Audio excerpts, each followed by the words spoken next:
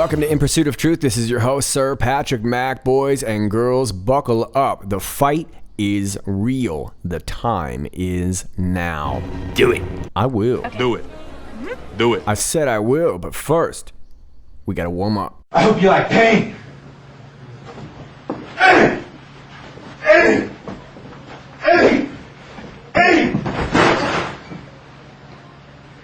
You okay? Oh, I'm good. Yeah, I'm good. It's the deep state that better worry about that wicked roundhouse. I just need to loosen up the hips a little bit. I'm good.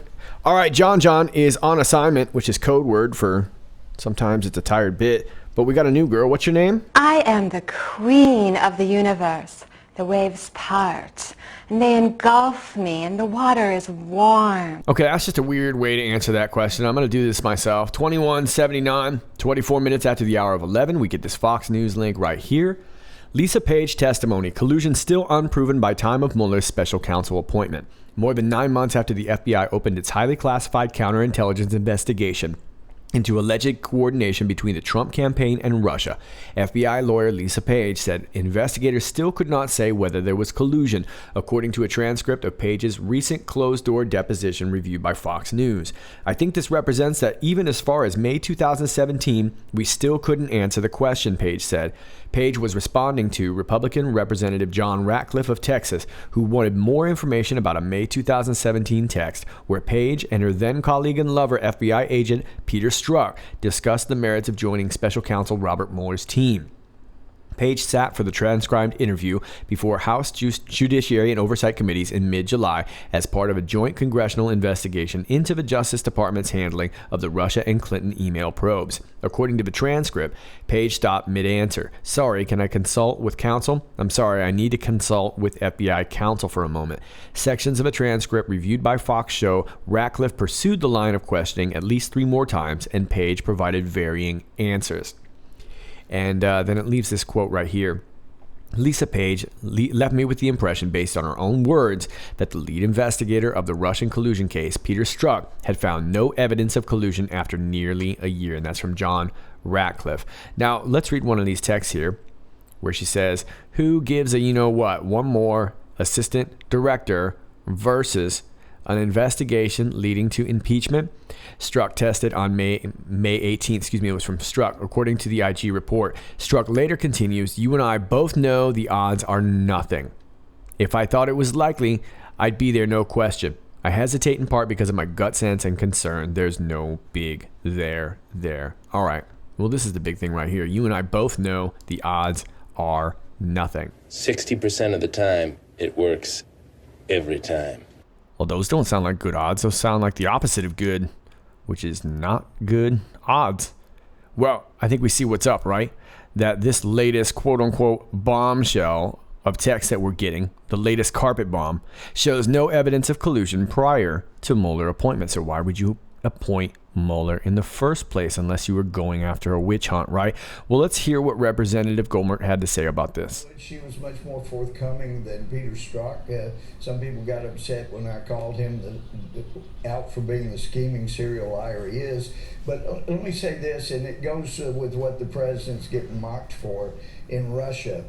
I brought this out, and the mainstream media will not touch it. To me, Fox is the mainstream media, but that is, we know, there is no question, the intelligence community inspector general sent Chuck McCulloch, sent his investigator, Frank Rucker, who told Dean Chappelle and Peter Strzok that despite what some of the media was saying, a major foreign power had gotten every one of over 30,000 Hillary Clinton emails through her own server, everything that came and went except for 4, and Peter Strzok did nothing about it. And apparently he didn't tell Lisa what he had learned from the intel community IG, but they sat on that, and right. The president knows that this foreign entity, not Russia, had everything. You talk about playing in the election. Right. It wasn't just Russia there were other major players, and Strzok did nothing. Lisa apparently didn't know, but so you're saying another country involved, Congressman. I want to get to Lisa Page. Yeah. Well, there you go. And as you can see, the newscaster was very quick to steer the topic back to Lisa Page's testimony. And of course, in all fairness, that was the topic of conversation. However, you could also see that Mr. Gohmert wanted to talk about another world power. And that was not Russia he wanted to talk about, was it? Could that be China? After all, China was on the receiving end of so many of said leaks, right? Many prominent Chinese businessmen were getting all these emails. They weren't supposed to be getting all sorts of information. And of course, we know that Miss Clinton was clearly selling all of this information to China. And that's what we're going to start to see in a lot of these texts.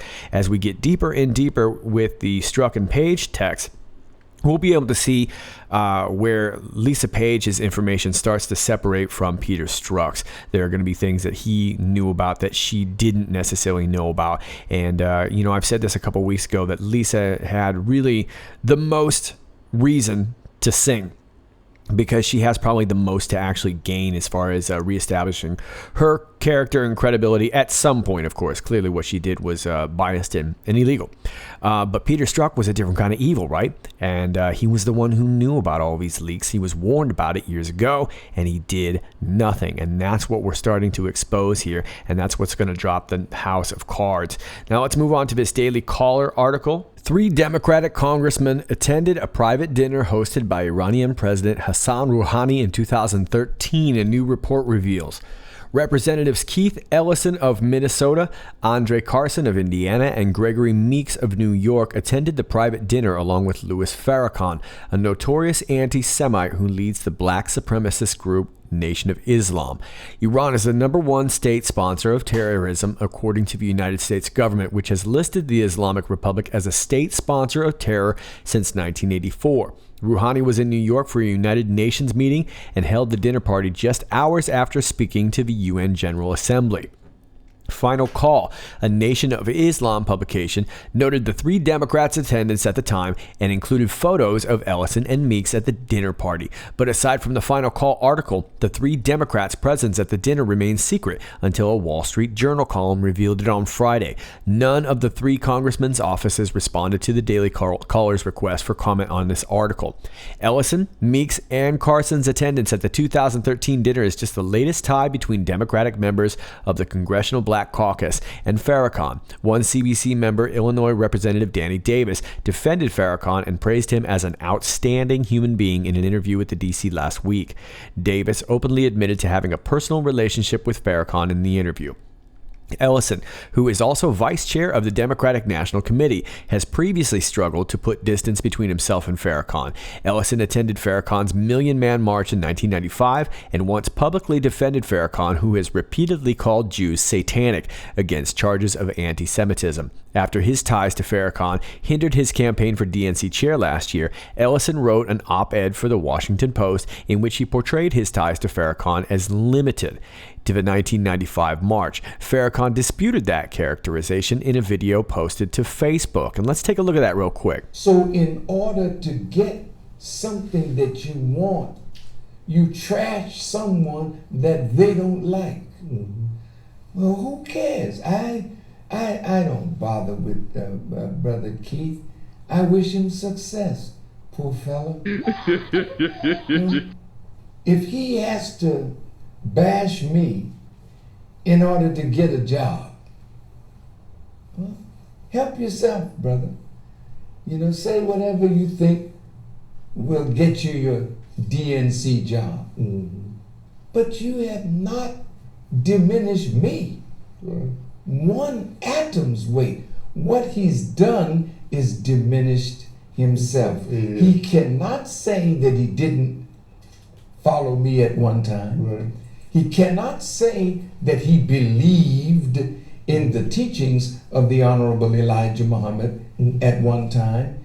He cannot say that we did anything to harm him or his aspirations. We have other Muslims in government, Muslims as judges, Muslims as mayors, and they have never stooped that low to deny a man that raised them spiritually into a higher level of consciousness.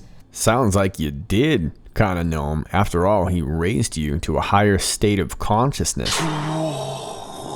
Right?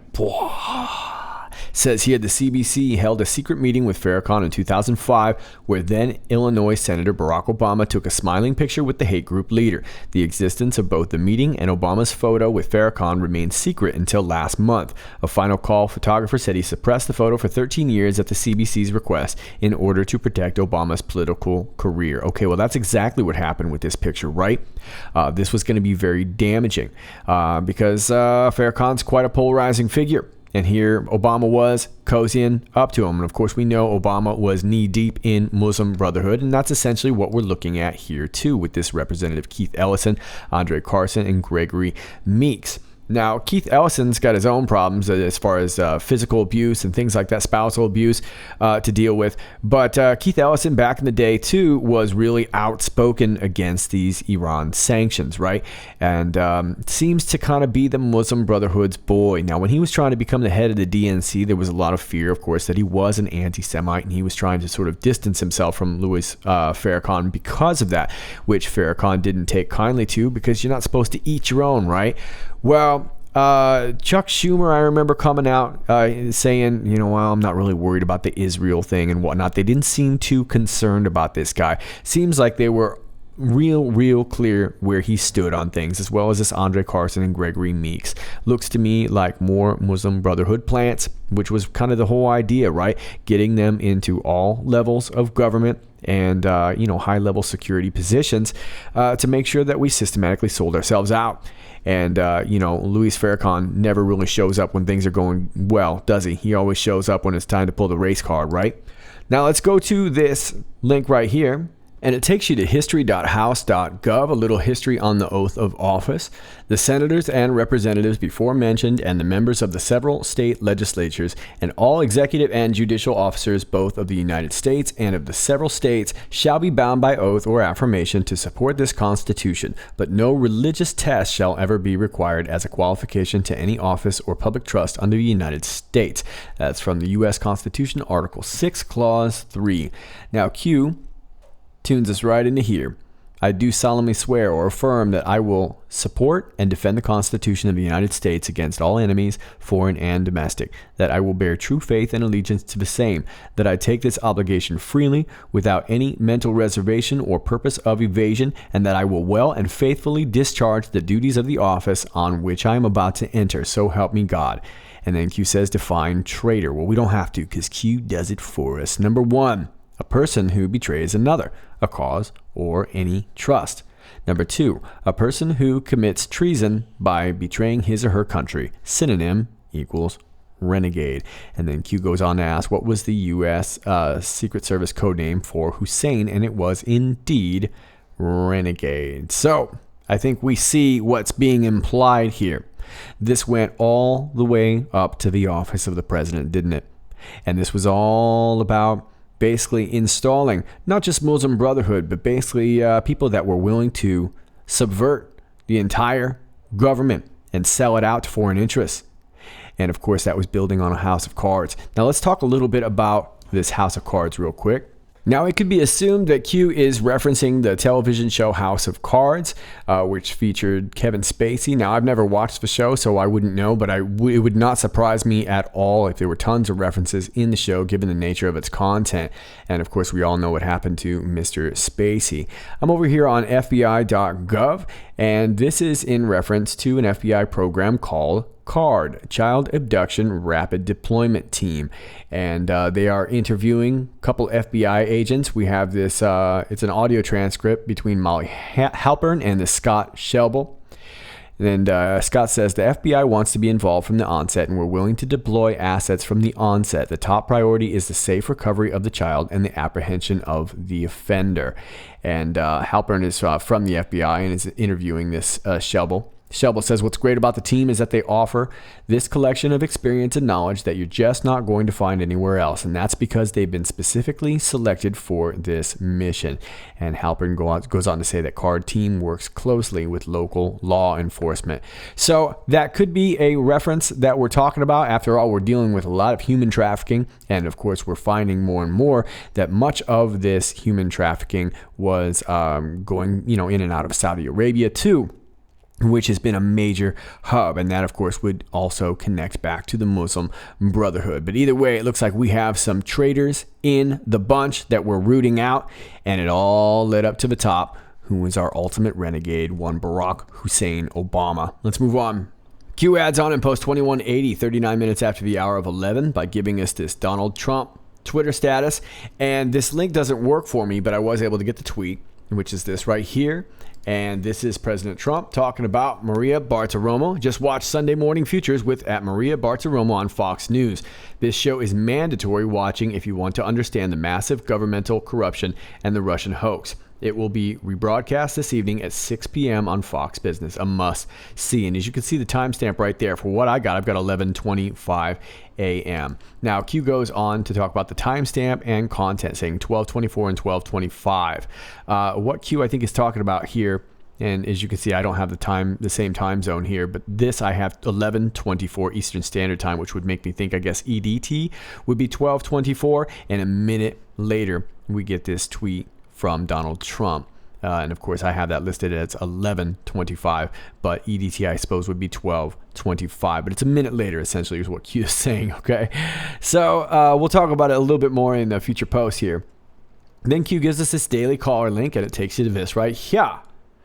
House Intel Committee to release transcripts of Trump-Russia witness interviews. House Permanent Select Committee on Intelligence Chairman Devin Nunes said Sunday that he plans to release transcripts of interviews with around 70 witnesses in the Trump-Russia probe within the next few weeks. We believe that the depositions that we took, I think for nearly about 70 people, those need to be published. And they need to be published, I think, before the election, Nunes said in an interview on Fox News Sunday Morning Futures. By published, I mean put out for the American people to review so that they can see the work that we did and they can see all of the people that were interviewed by us, and there are answers to those questions. I think full transparency is in order here, so I expect to make those available from our committee to the American public here in the next few weeks, continued Nunes. South Carolina Representative Trey Gowdy, a member of the intelligence panel, told The Hill Wednesday that the committee should release transcripts of interviews conducted during the investigation. The committee conducted 73 witnesses as part of its investigation, which began its investigation in January 2017. Members of the Trump campaign, FBI officials, and various intelligence community officials from the Obama administration were all interviewed as part of the probe. Republicans on the committee released a 253-page report on April 27th, which found no evidence of collusion between the campaign and Kremlin. Nunes said that between 70 and 80% of the transcripts do not contain classified information. The remaining transcripts would have to be reviewed by the Office of the Director of National Intelligence. Nunes said that the review process would only take a matter of days. Nunes and other House Republicans have also led a push to get President Donald Trump to declassify and release documents related to the FBI and Justice Department's collusion investigation. Trump is expected to release portions of an FBI application for a spy warrant against former Trump campaign advisor Carter Page. Okay, so Nunes getting us the goods. 70-something people here to be interviewed. And again, that sounds like more carpet bombing, right? Well, Nunes is bringing it, and of course still pushing outwardly for this D-class. And remember, we're going to get a series of carpet bombs going on probably over the next few weeks until we finally have to get that Whopper with cheese D-class, which will definitely make a very happy Sunday. But as you can see, more and more happening. Bombs away. Happy Sunday. Post 2181. 8 minutes after the hour of 12, and Anon makes a graphic here comparing that tweet from Donald J. Trump at 12:25 and the previous Q post from 12:24, and it looks like it was 13 seconds after, and that was in EDT, and then they make the conversion down below here from 11:25 a.m. CDT to EDT being the same time a minute later, and according to this Anon, a minute and 6 seconds later. Delta. That's basically Delta, just basically meaning afterwards in this case. Q goes on to say, plus content match regarding Nunes interview. It will become even more apparent going forward. Okay, so Q wants this Anon to build upon this graphic, showing that not only was it a similar time, but we were talking about the same topic. And of course, it was this Nunes interview. And I'm assuming they're talking about, of course, this right here, where Nunes is saying, I think full transparency is in order. So that's the subject that we're talking about, right? And so this is just Q helping to build another Q proof for the future. Says it will become even more apparent going forward. Now in the next post, 2182, 11 minutes after the hour of 12, this Anon says 911 digits Q. Interesting. And Q says for them, now I think they're talking about this ID number right here, which ends in 911. Honestly, I think that it's very possible that that could have been a coincidence. Maybe not, but it seems like it could be that way. Just very interesting that it turned out. But Q says 911 for them. Post 2183, 16 minutes after the hour of 12, adding on, Q says, buckle up, memes at the ready. And I'm ready to go, ready to fire off some memes like this. Q takes us to this link right here. Facebook's AI can analyze memes, but can it understand them? We're on Wired.com. Billions of texts, posts, photos, and videos are uploaded to social media every day. A fire hose of information that's impossible for human moderators to sift through comprehensively. And so companies like Facebook and YouTube have long relied on artificial intelligence to help surface things like spam and pornography. Something like a white supremacist meme, yeah, because it's rampant these days, though, can be more challenging for machines to flag, since the task requires processing several different visual elements at once.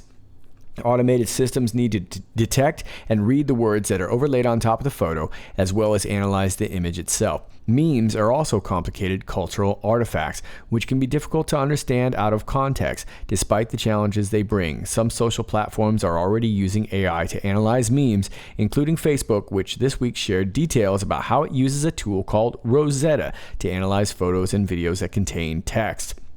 Facebook says it already uses Rosetta to help automatically detect content that violates things like its hate speech policy.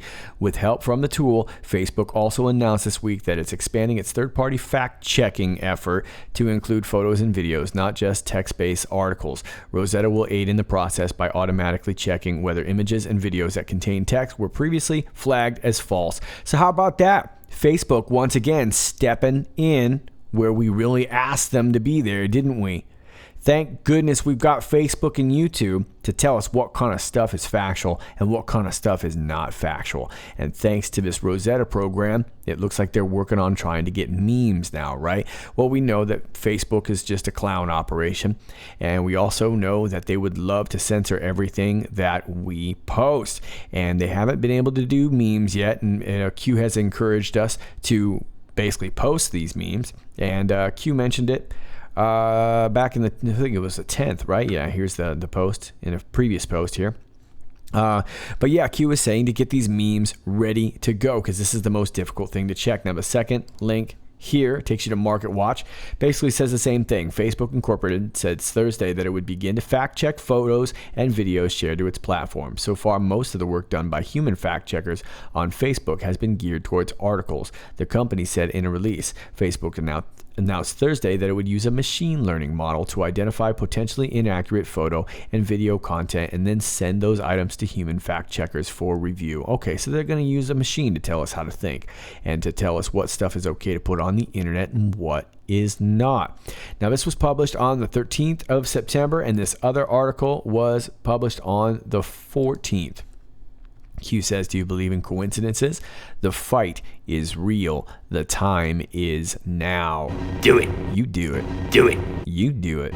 Do it. All right, I'll do it. Let's move on to the next post. 2184. We get this Twitter link right here to John Solomon, who says, Lisa Page, bombshell. FBI couldn't find proof of Trump-Russia collusion before Mueller named. All right, well, we already rehashed this, right, earlier on in the video.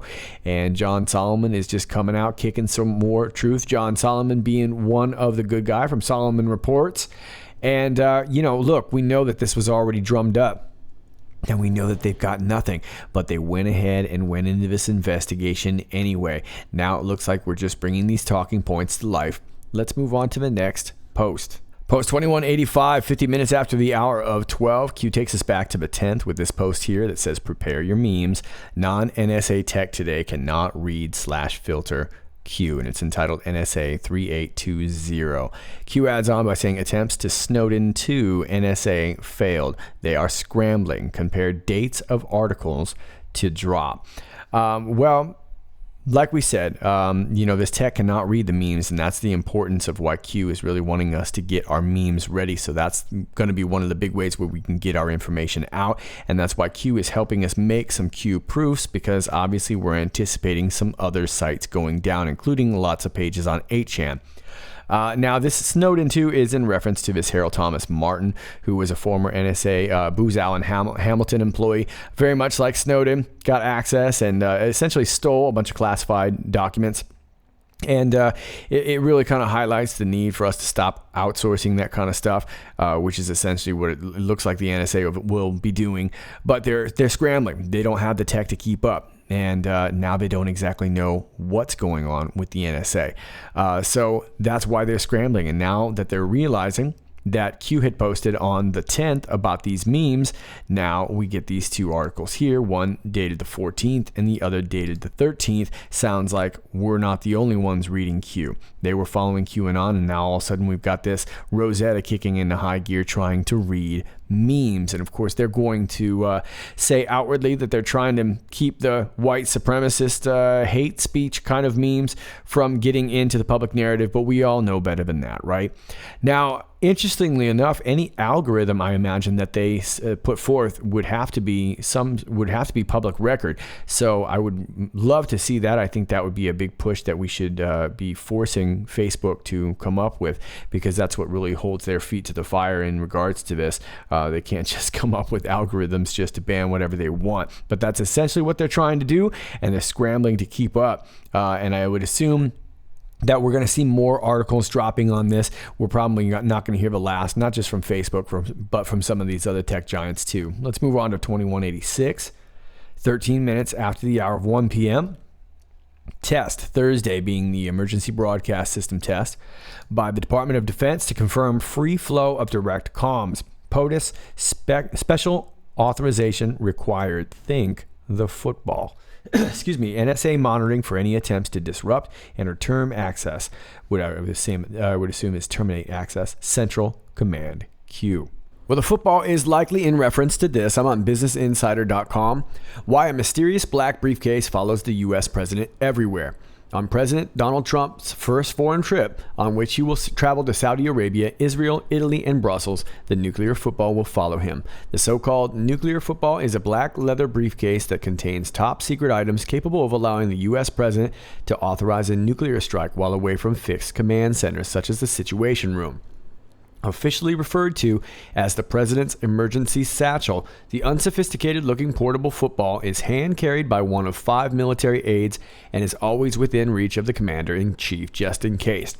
According to Bill Gully, a former director of the White House Military Office, the ubiquitous football does not contain a doomsday red button keypad, but rather 4 items. A 75-page black book of retaliatory nuclear strike options printed in black and red ink, another black book with a list of classified sites to shelter the president, a manila folder containing 10 pages of instructions on how to operate the emergency broadcast system, and an index card with authentication codes. And incidentally, that index card is usually known as the biscuit. Sometimes an antenna can be seen poking out of the briefcase, which suggests that there may be communications equipment inside. The nickname football comes from Dropkick, a code name given to a secret nuclear war plan. According to former U.S. Secretary of Defense Robert McNamara, initiating a dropkick would require one of these footballs, according to Smithsonian Magazine. The military aides selected to carry the briefcase are trained to administer the president for a nuclear attack in minutes. So, this is likely the football that is being referenced here. And, keep in mind that this would have instructions on how to operate the emergency broadcast system, which is what we're going to be getting.